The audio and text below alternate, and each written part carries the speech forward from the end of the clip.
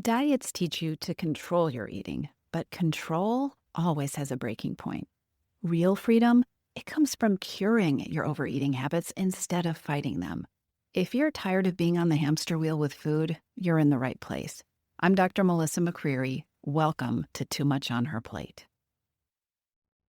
Hello, everybody. I hope you're having a wonderful week.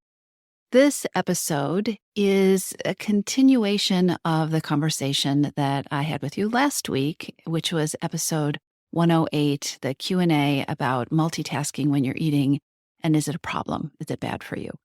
So maybe you listened to the previous podcast episode and you decided that there are indeed some times when multitasking when you eat isn't helpful for you. Maybe you found something in that episode that I shared about mindful eating that was compelling to you.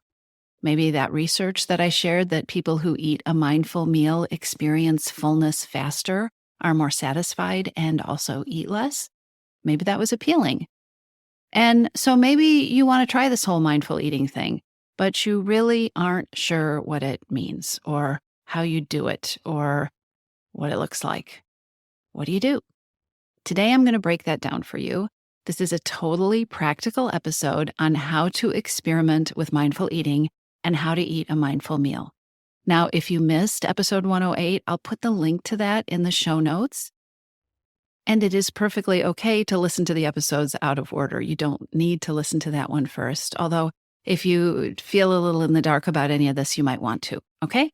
And by the way, you can use this episode to experiment with a meal or with any eating. This episode will actually be published the week before Halloween. Aha. Big bags of individually wrapped candy, anyone? Bowls of candy corn around your house?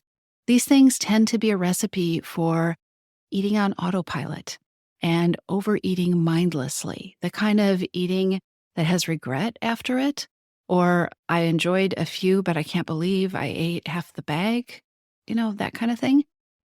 So if it appeals to you, you can use this mindful eating experiment that I'm going to walk you through with one piece or a few pieces of Halloween candy. You can see what happens there.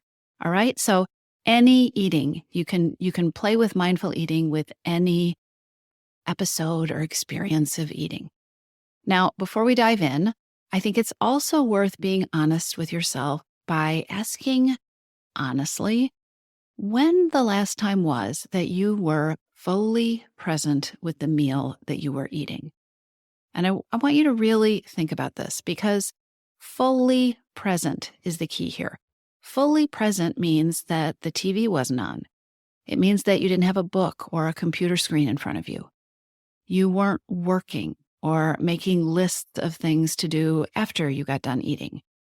You weren't driving somewhere. You weren't scrolling on your phone. When was the last time that you were fully aware with all of your senses of each and every bite that you put into your mouth? When was the last time that you truly savored every last morsel? When you were 100% aware of what you were feeling and what you were experiencing while you ate the food throughout the entire experience, not just the first part of the meal and then it faded off, throughout the entire experience. I am not for a moment suggesting that all of your eating should feel this way, but there is some value to be tuned in and to tuning in like this periodically. So that's what we're going to try in this episode. And again, if you haven't listened to the previous episode, episode 108, the Q&A episode about whether multitasking when you eat is bad, it is a companion to this one. I recommend that you listen to it as well because I think it will help you. And I think it will, most importantly, help you approach this with a non-perfectionistic mindset. And it will also help answer the question, why are you talking about this? Why are we even talking about how to eat a mindful meal? Okay, so I've set the groundwork. Let us talk about how specifically to eat a mindful meal. This is what a mindful meal practice that you can play with looks like, all right? So the first thing you want to do is just take a deep breath or two. Take a deep breath or two and allow yourself to really be in your body. Notice what's going on inside your body. Notice how your mind and your body are feeling. Really notice. Tune inward. It will not be at all unusual if at the time that you sit down to do this, you have gone hours, maybe even days, without really paying attention. What are you feeling physically? What's going on in your mind? What emotions are you experiencing? And again, physically, how does your body feel? Are you tense or relaxed? How hungry are you? And if you have hunger, where do you feel it in your body? What does it physically feel like? Tune in, just take some breaths, slow things down, and notice what's going on before you even start. Okay? Now, what you want to do is take whatever it is you're going to eat, put it on a plate or in a bowl, and then find somewhere to sit where you can be undisturbed, where you can enjoy your food without being distracted. The key is to really tune in. And so part of what you are going to want to do is slow things down, right? Again, you're not doing this every single meal. This is an experiment. So take a few more deep breaths before you do anything. Just you've got your food, you're in a comfortable place, you're tuning into how you're feeling, what's going on in your body, what's going on with your thoughts. The goal of mindful eating is to try to fully experience every molecule of this meal. It's an aspirational goal. You want to try to fully experience. You want to savor every molecule of this meal. The goal is to use all of your senses and be aware of all of your senses. Slow down. Notice your food before you put it in your mouth. Smell it. See it. Think about the experience that you anticipate before your taste buds encounter what you're eating. And then take a small bite.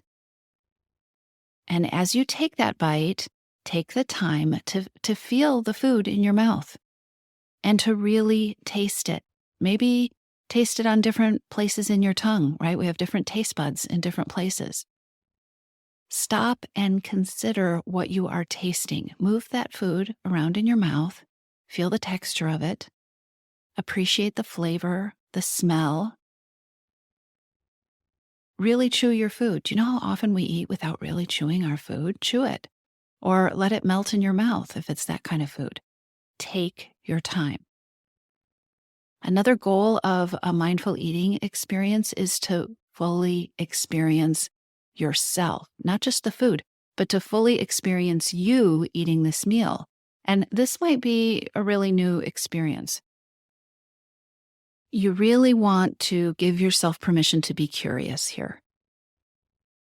Be aware, just collect data about how it feels to slow down, how it feels to savor. There are no right answers here, and you might actually be surprised at emotions that come up. You might find out all sorts of things. You might find that you have developed a pattern of eating mindlessly that actually is designed to keep you less aware of your thoughts and feelings. Or maybe you have developed a pattern of eating while you're multitasking so you can overeat without really thinking about it. Do not judge what you notice. Just be aware. And then as you eat slowly, what I want you to do is to pause after each bite and actually consider whether you'd like another. Pause after each bite and ask yourself, do I want another bite? As you pay attention, notice throughout the meal, if it's a full meal, notice how your hunger changes. Notice when you stop savoring. Notice if the taste changes, if there's a place where it doesn't taste as good as it did. Notice if you start to feel impatient with this whole mindful eating thing. That's okay. You're just collecting data. And if it feels uncomfortable, or if you really don't like it, or if you want to be less present, or you feel like you want to rush and hurry up and just finish eating, I want you to be curious about that too, because isn't it curious how attached we can get to eating and overeating and emotional eating, and yet not give ourselves the gift of really enjoying this thing that we are telling ourselves is so important to us, right? So, as you practice mindful eating, you are likely to notice things about your eating and about your relationship with food and your relationship with yourself that aren't really about food at all. You are going to notice more feelings. You are going to notice more thoughts, more physical sensations. You may become more aware of a discomfort around being present. And again, I'm just going to keep reiterating, this is an experiment.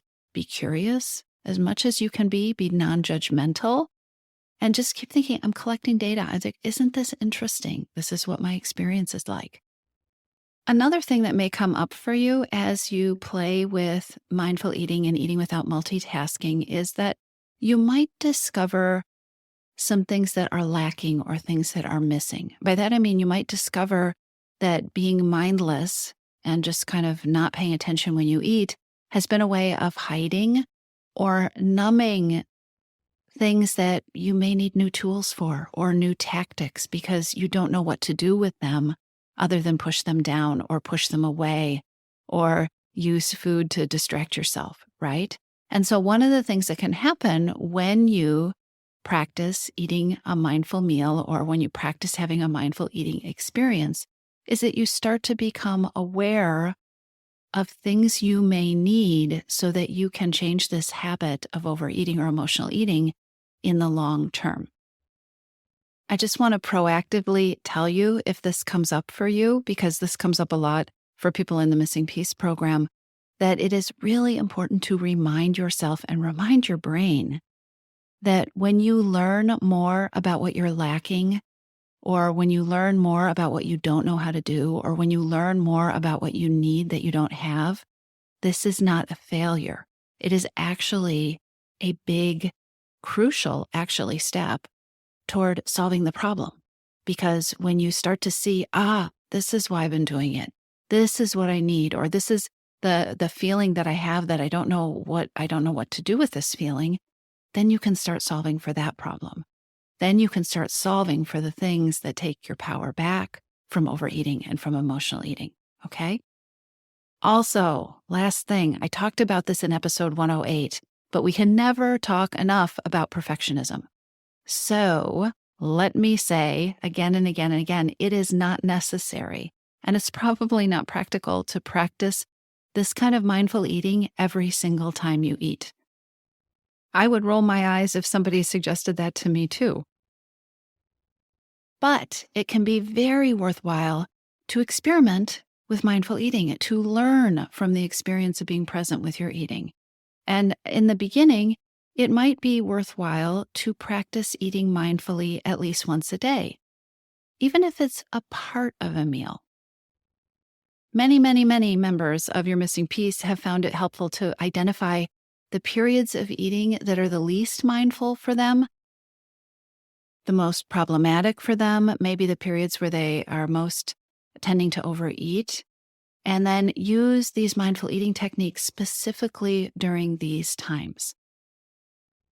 It is really hard to solve for something that you don't understand.